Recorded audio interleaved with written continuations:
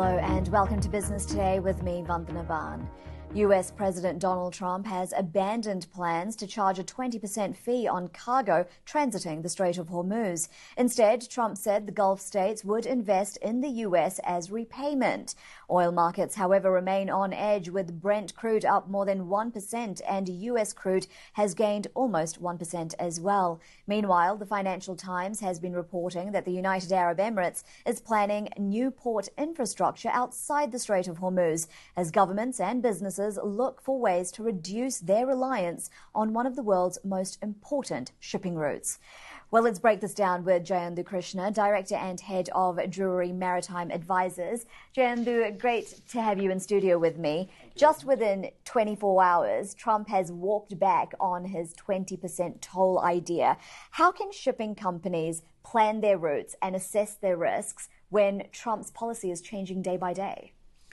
Shipping companies are very resilient, I would say. In Trump 2.0, the uncertainty has been the order of the day. So every day you hear some news, starting from tariff way back in February until today, we've heard so many uncertain things. So shipping companies, by design, they are very resilient. And I would say that they have really heaved a sigh of relief after hearing that it has been rolled back. Otherwise, its consequences were absolutely unknown and potentially very, very disastrous. And we're talking about how disastrous it is at the moment. I mean, the shipping traffic through the strait has dropped significantly. Just in real terms, what does this mean for food and fuel supply shortages?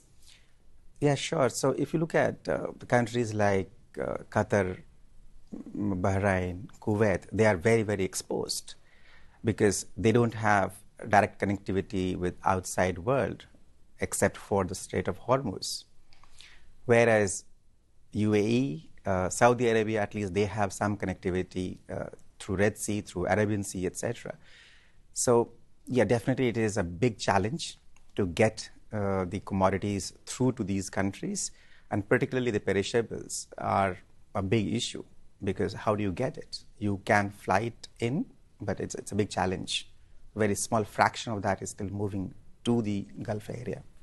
And talking about the other options like flying it in, I mean, these are very expensive options as well. Absolutely. We know that shipping is the cheapest option and countries are looking at alternatives. We're seeing Dubai building another port. We know that there are ports in the UAE and Oman as safety valves, but really how much traffic can they hold? Well, that's a big question. So if you look at in terms of the capacity, of course, there is abundant capacity outside the Gulf, which can cater to the Gulf countries. However, those are not designed to cater to the needs of the Gulf countries because they are more designed to cater to the local needs.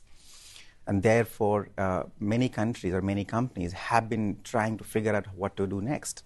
Dubai World, as you said, or DP World is one example.